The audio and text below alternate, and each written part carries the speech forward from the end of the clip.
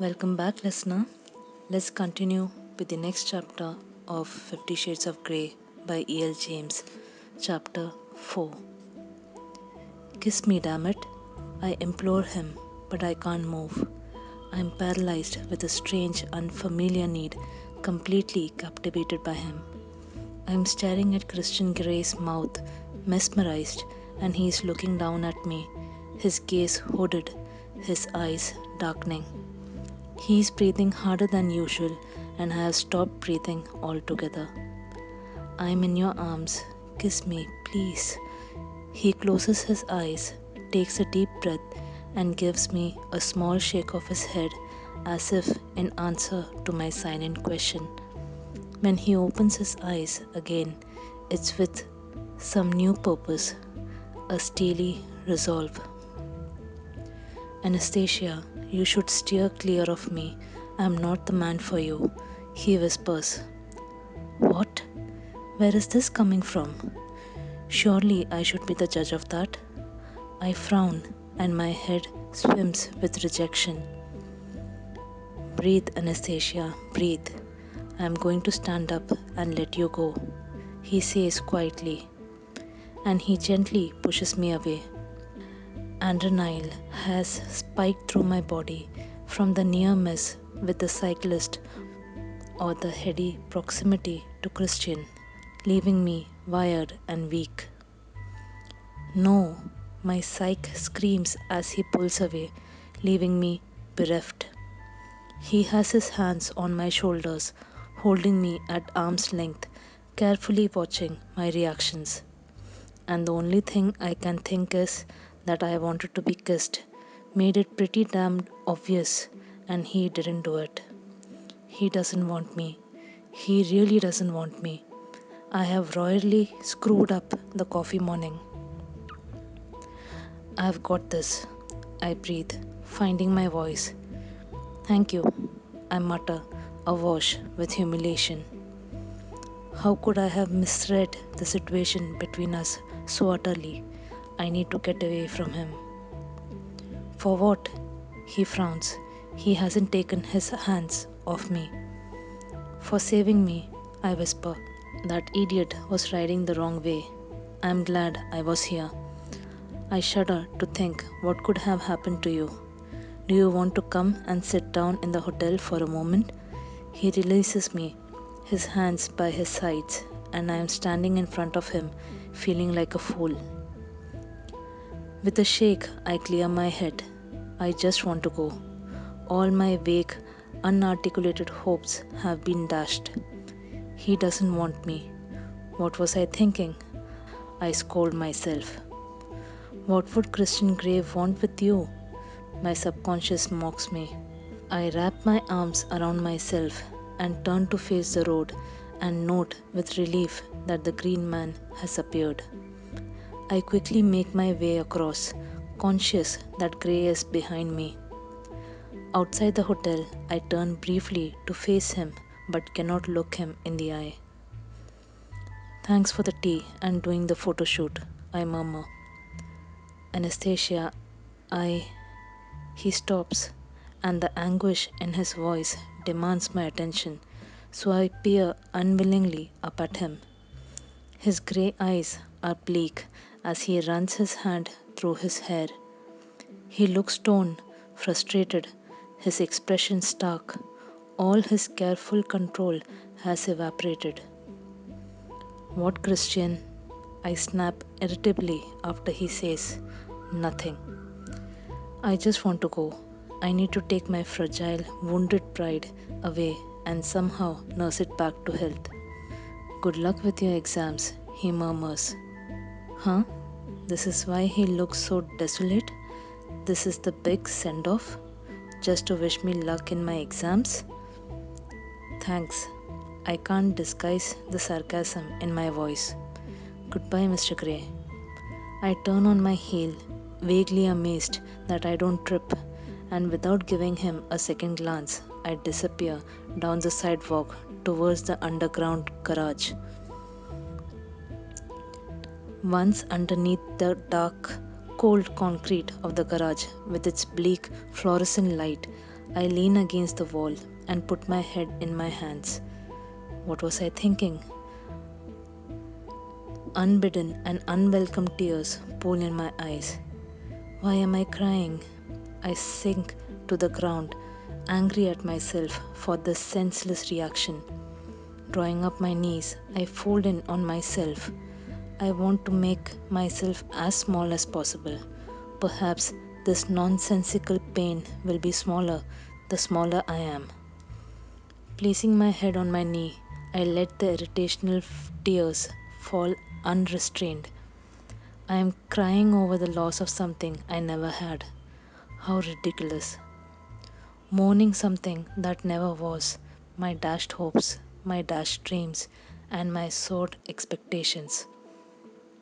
I have never been on the receiving end of rejection.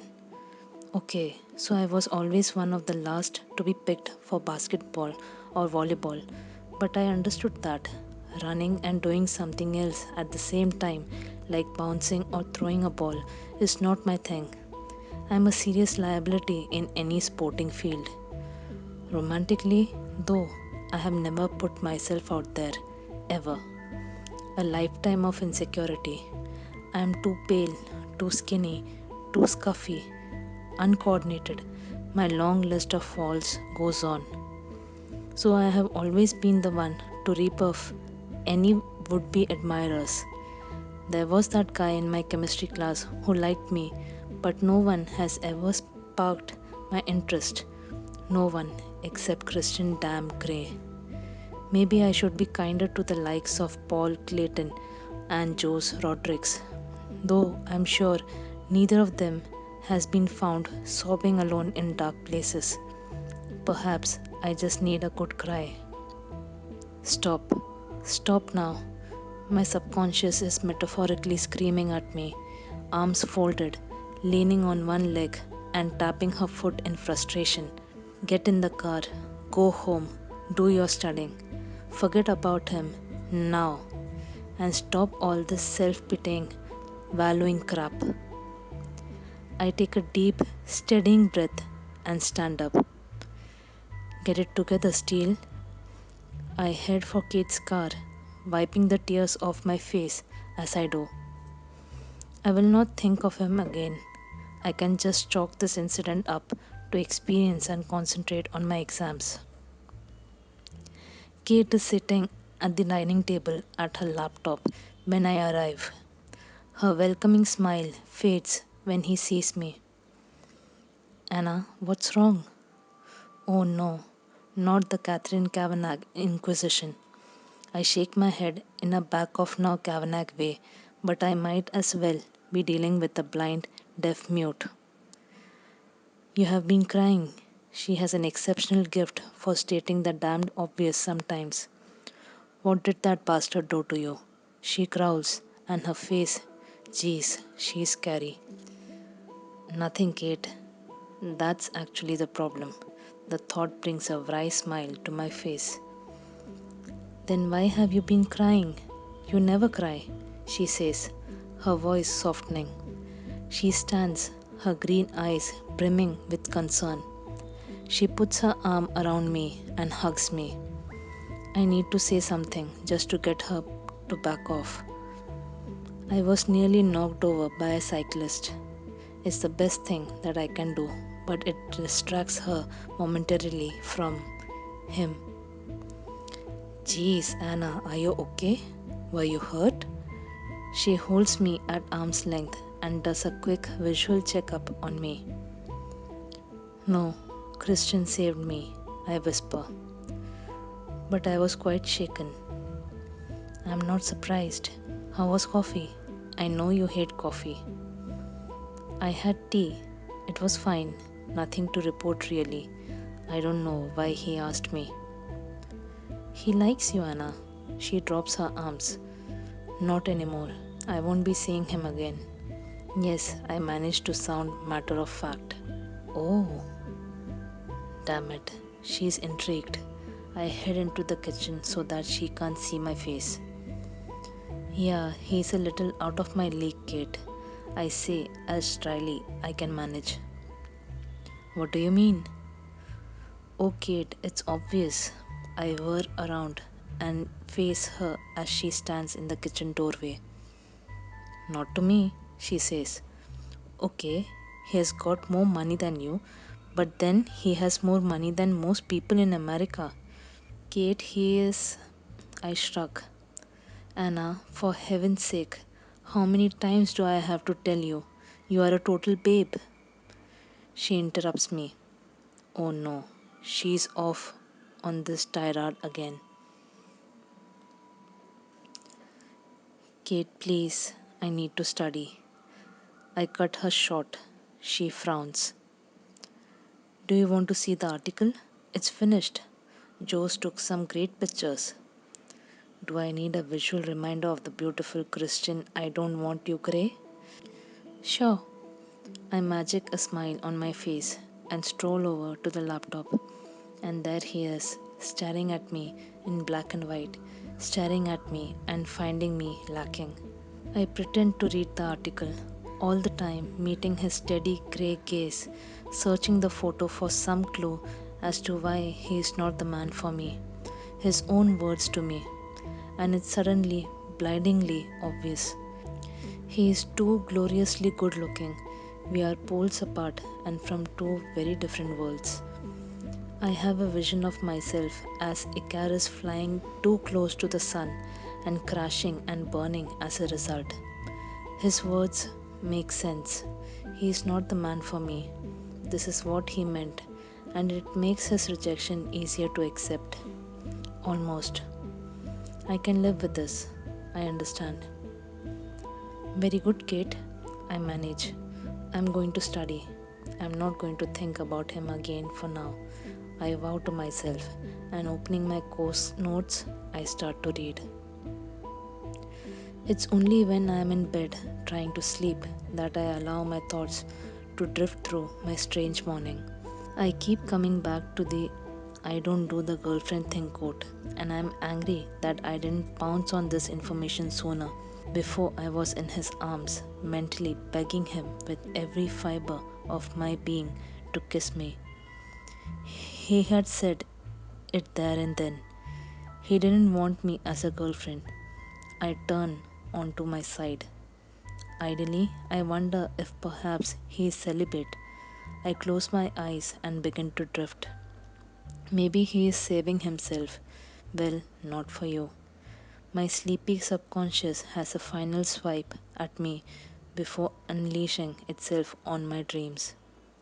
And that night, I dream of grey eyes and leafy patterns in milk, and I am running through dark places with eerie strip lighting, and I don't know if I am running toward something or away from it. It's just not clear. I put my pen down. Finished. My final exam is over. A Cheshire cat grin spreads over my face. It's probably the first time all week that I have smiled. It's Friday, and we shall be celebrating tonight. Really celebrating. I might even get drunk. I have never been drunk before. I glance across the hall at Kate, and she is still scribbling furiously 5 minutes to the finish. This is it, the end of my academic career. I shall never have to sit in rows of anxious, isolated students again. Inside, I am doing graceful cartwheels around my head, knowing full well that's the only place I can do graceful cartwheels. Kate stops writing and puts her pen down. She glances across at me, and I catch her Cheshire cat smile too. We head back to our apartment together in her Mercedes, refusing to discuss our final paper. Kate is more concerned about what she is going to wear to the bar this evening. I am busily fishing around in my purse for my keys. Anna, there is a package for you. Kate is standing on the steps up to the front door, holding a brown paper parcel. Odd. I haven't ordered anything from Amazon recently. Kate gives me the parcel and takes my keys to open the front door. It's addressed to Miss Anastasia Steele. There is no sender's address or name. Perhaps it's from my mom or Ray. is probably from my folks.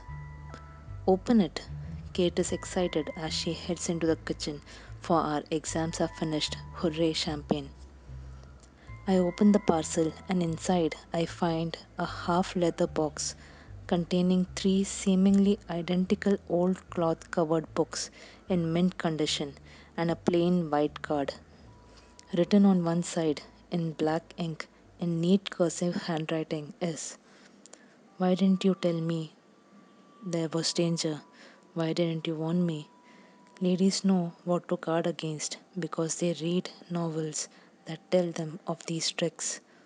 I recognize the quote from Tess. I am stunned by the coincidence as I have just spent 3 hours writing about the novel of Thomas Hardy in my final examination. Perhaps there is no coincidence. Perhaps it's deliberate. I inspect the books closely. 3 volumes of Tess of the D'Urbervilles. I open the front cover of one of the books. Written in an old typeface on the front page is London, Jack R. Offgood, McElwain and Co., 1891. Holy shit, they are first editions. They must be worth a fortune, and I know immediately who has sent them. Kate is at my shoulder, gazing at the books. She picks up the card. "First editions," I whisper. "No." Kate's eyes are wide with disbelief. "Grey?" I nod. Can't think of anyone else. "What does this card mean?" I have no idea. I think it's a warning. Honestly, he keeps warning me off. I have no idea why. It's not like I am beating his door down. I frown. "I know you don't want to talk about him, Anna, but he is seriously into you, warnings or no." I have not let myself dwell on Christian Grey for the past week. Okay, so his grey eyes are still haunting my dreams, and I know it will take an eternity to expunge the feel of his arms around me and his wonderful fragrance from my brain. Why has he sent me this? He told me that I wasn't for him. I have found one test first edition for sale in New York for $14,000, but yours look in much better condition. They must have cost more. Kate is consulting her good friend Google. This quote, Tess says it to her mother after Alec de Urberville has had his wicked way with her. I know, muses Kate. What is he trying to say? I don't know, and I don't care. I can't accept these from him. I will send them back with an equally baffling quote from some obscure part of the book. The bit where Angel Claire says fuck off? Kate asked with a completely straight face. Yes, that bit. I giggle. I love Kate. She is loyal and supportive. I repack the books and leave them on the dining table. Kate hands me a glass of champagne. "To the end of exams and our new life in Seattle," she grins. "To the end of exams, our new life in Seattle, and excellent results." We clink glasses and drink. The bar is loud and hectic, full of soon to be graduates out to get thrashed. Joes joins us. He won't graduate for another year, but he's in the mood to party and gets us into the spirit of our newfound freedom by buying a pitcher of margaritas for us all. As I down my fifth glass, I know this is not a good idea on top of the champagne.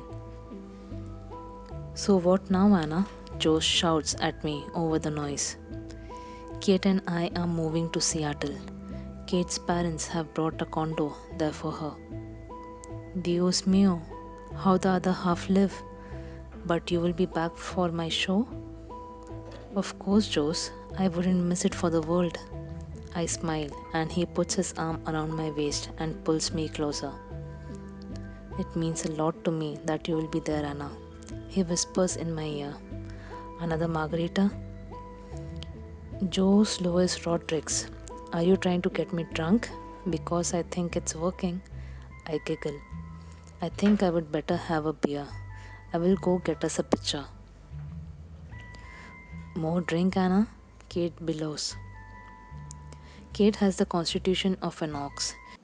She has got her arm draped over Levi, one of our fellow English students, and her usual photographer on the student newspaper. He has given up taking photos of the drunkenness that surrounds him. He only has eyes for Kate.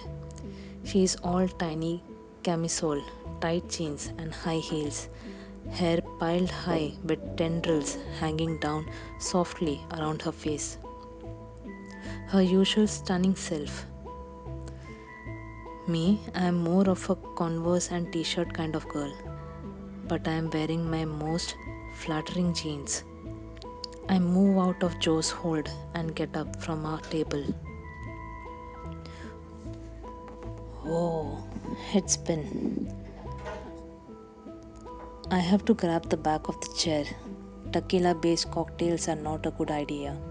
I make my way to the bar and decide that I should visit the bathroom while I am on my feet. Good thinking, Anna. I stagger off through the crowd. Of course, there is a line, but at least it's quiet and cool in the corridor. I reach for my cell phone to relieve the boredom of waiting. Who did I last call? Was it Joe's? Before that, a number I don't recognize. Oh, yes, Gray. I think this is his number. I giggle. I have no idea what the time is. Maybe I will wake him. Perhaps he can tell me why he sent me those books and the cryptic message. If he wants me to stay away, he should leave me alone. I suppress a drunken grin and hit the call button. He answers on the second ring. Anastasia? He is surprised to hear from me. Well, frankly, I am surprised to be calling him. Then my befuddled brain registers. How does he know it's me? Why did you send me the books?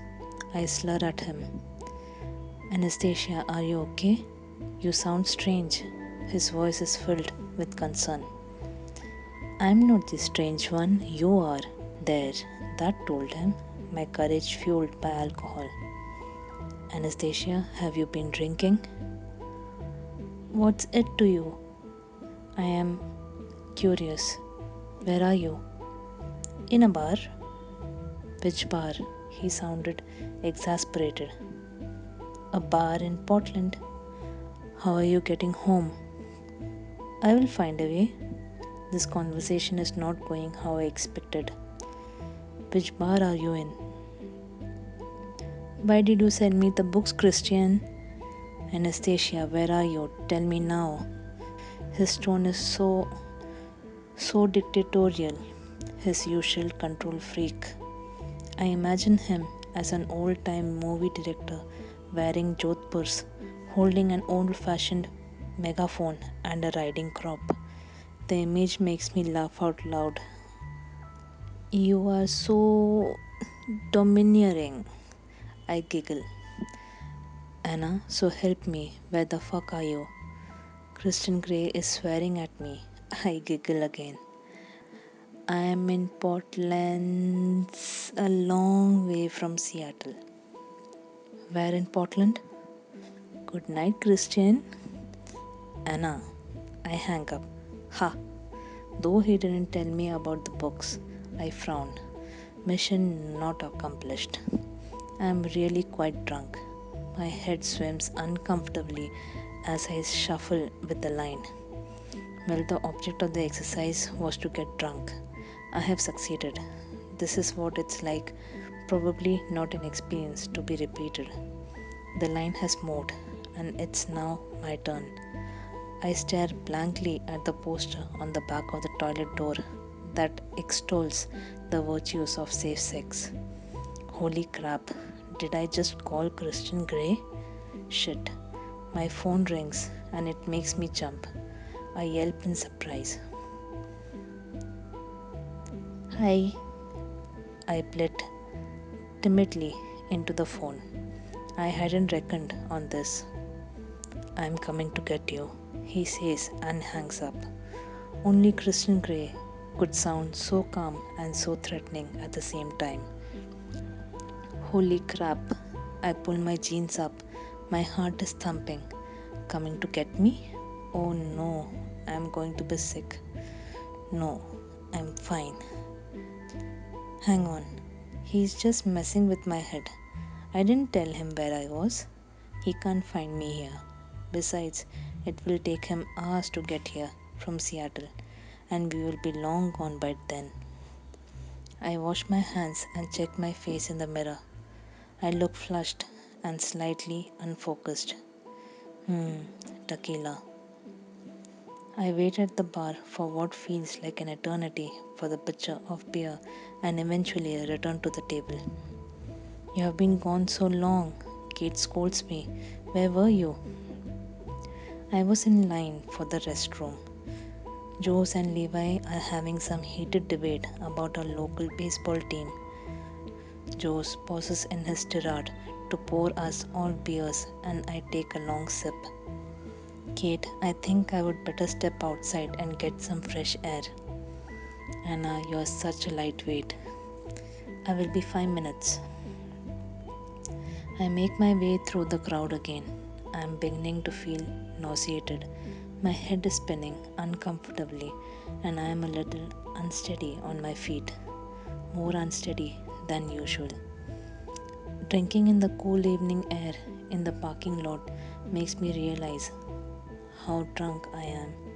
My vision has been affected and I am really seeing double of everything like in old reruns of Tom and Jerry cartoons. I think I am going to be sick. Why did I let myself get this messed up? Anna, Jose has joined me. You okay? I think I have just had a bit too much to drink. I smile weakly at him. Me too, he murmurs, and his dark eyes are regarding me intently. Do you need a hand? He asks and steps closer, putting his arm around me. Jose, I'm okay. I've got this. I try to push him away, rather feebly. Anna, please, he whispers, and now he is holding me in his arms, pulling me close. Jose, what are you doing? You know I like you, Anna. Please. He has one hand at the small of my back, holding me against him, the other at my chin, tipping back my head. Holy fuck, he's going to kiss me. No, Joe, stop. No. I push him, but he is a wall of hard muscle and I cannot shift him. His hand has slipped into my hair and he is holding my head in place. Please, Anna. Carino, he whispers against my lips. His breath is soft and smells too sweet of margarita and beer. He gently trails kisses along my jaw up to the side of my mouth. I feel panicky, drunk, and out of control. The feeling is suffocating. Jose, no, I plead. I don't want this. You are my friend, and I think I am going to throw up. I think the lady said no. A voice in the dark says quietly, Holy shit, Christian Grey. He is here. How? Jose releases me. Grey, he says tersely. I glance anxiously up at Christian. He is glowering at Jose and he is furious. Crap. My stomach heaves and I double over, my body no longer able to tolerate the alcohol, and I vomit spectacularly onto the ground. Oh, Dios mío, Anna.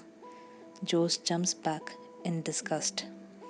Gray grabs my hair and pulls it out of the firing line and gently leads me over to a raised flower bed on the edge of the parking lot. I note with deep gratitude that it's in relative darkness. If you are going to throw up again, do it here. I will hold you. He has one arm around my shoulders. The other is holding my hair in a makeshift ponytail down my back so it's off my face. I try awkwardly to push him away, but I vomit again and again. Oh shit, how long is this going to last? Even when my stomach's empty and nothing is coming up, horrible dry heaves rack my body. I vow silently that I will never ever drink again.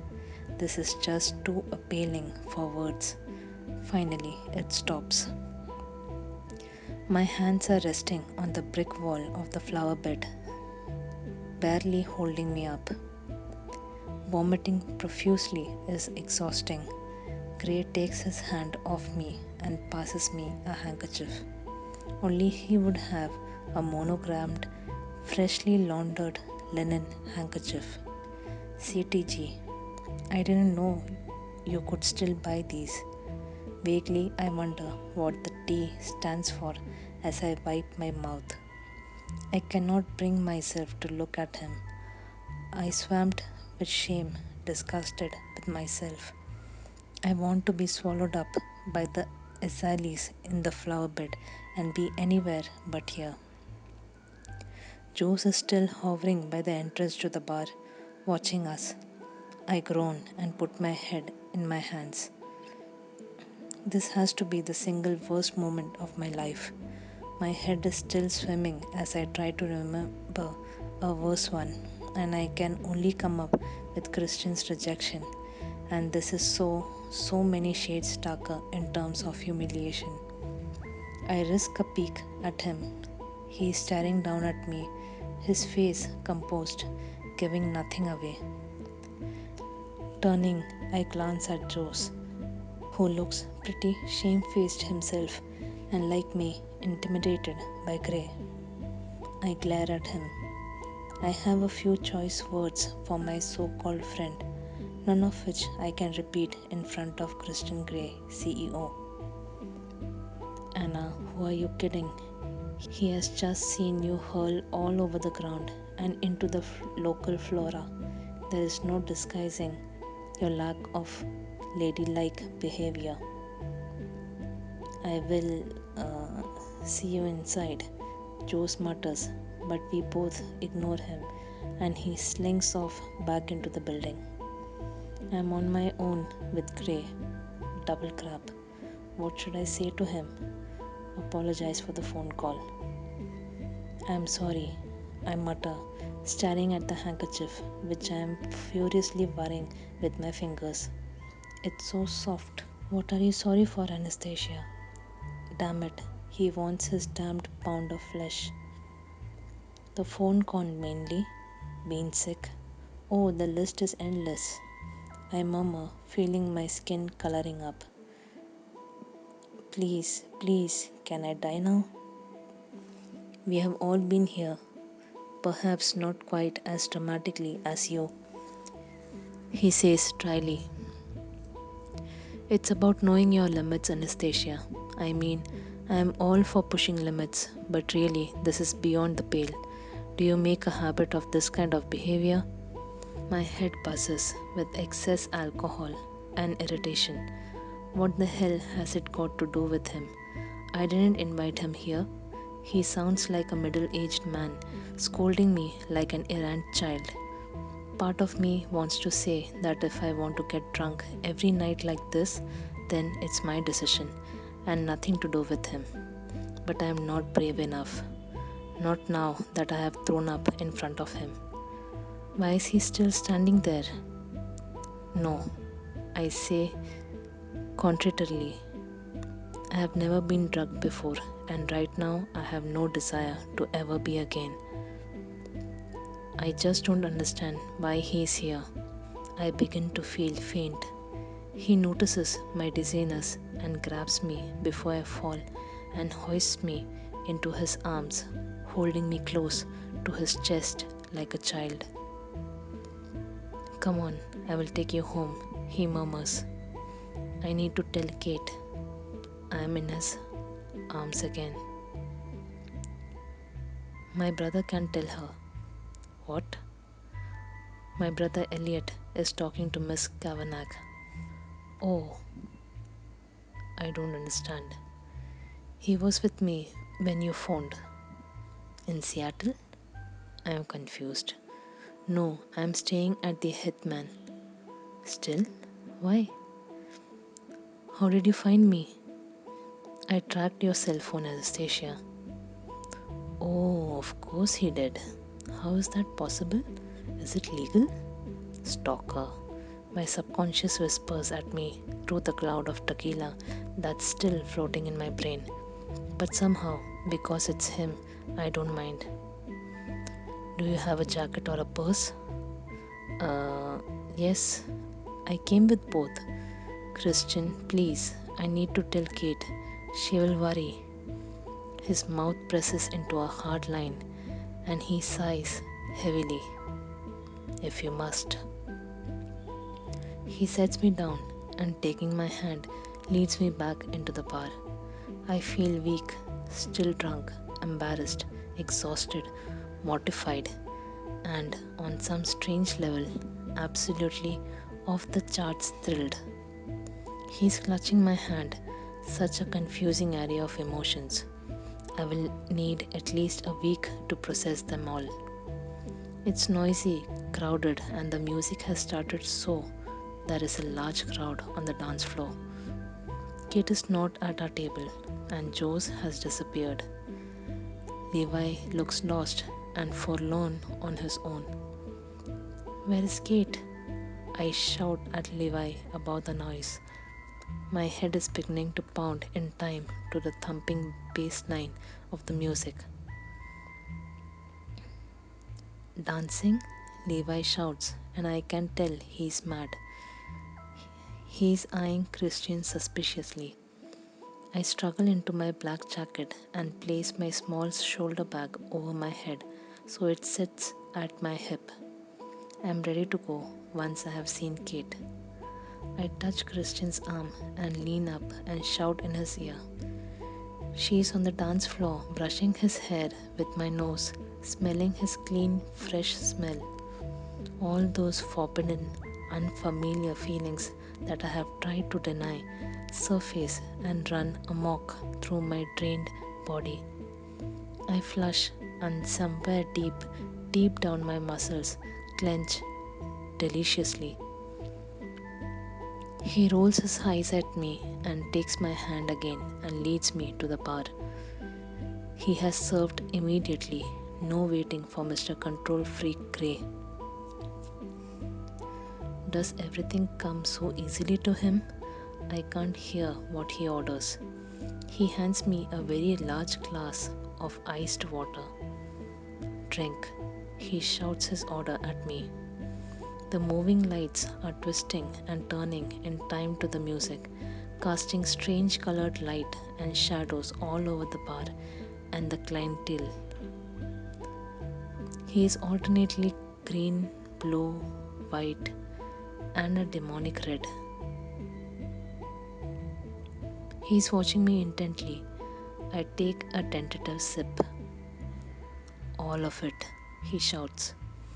He is so overbearing. He runs his hand through his unruly hair. He looks frustrated, angry. What is his problem? Apart from being a silly drunk girl calling him in the middle of the night, so he thinks she needs rescuing. And it turns out she does from her over amorous friend. Then seeing her being violently ill at his feet. Oh, Anna, are you ever going to live this down? My subconscious is figuratively tooting and glaring at me over her half-moon specs. I sway a little and he puts his hand on my shoulder to steady me. I do as I am told and drink the entire glass. It makes me feel queasy. Taking the glass from me, he places it on the bar. I notice through a blur what he is wearing. A loose white linen shirt, snug jeans, black Converse sneakers, and a dark pinstrip jacket. His shirt is unbuttoned at the top, and I see a sprinkling of hair in the gap. In my groggy frame of mind, he looks yummy. He takes my hand once more. Holy cow, he's leading me onto the dance floor. Shit, I do not dance. He can sense my reluctance, and under the colored lights, I see his amused, sardonic smile.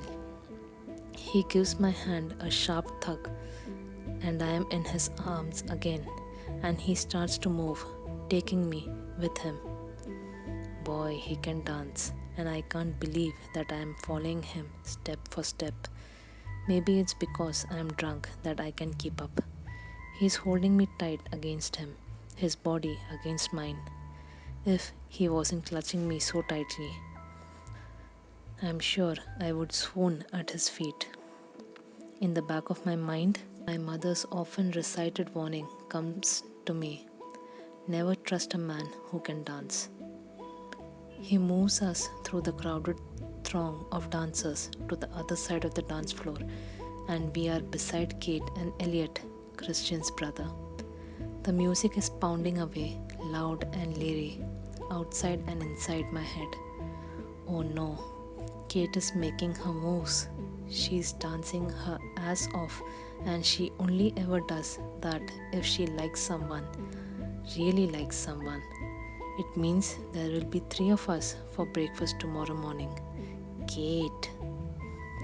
Christian leans over and shouts in Elliot's ear. I cannot hear what he says. Elliot is tall with wide shoulders, curly blonde hair, and light, wickedly gleaming eyes. I can't tell their color under the pulsating heat of the flashing lights. Elliot grins and pulls Kate into his arms, where she is more than happy to be Kate. Even in my inebriated state, I am shocked. She has only just met him. She nods at whatever Elliot says and grins at me and waves. Christian propels us off the dance floor in double time. But I never got to talk to her. Is she okay? I can see where things are heading for her and him. I need to do the safe sex lecture. In the back of my mind, I hope she reads one of the posters on the inside of the bathroom door. My thoughts crash through my brain, fighting the drunk, fuzzy feeling. It's so warm in here, so cold, so colorful, too bright. My head begins to swim. Oh no, and I can feel the floor coming up to meet my face, or so it feels. The last thing I hear before I pass out in Christian Gray's arm is his harsh epithet: fuck. End of chapter 4.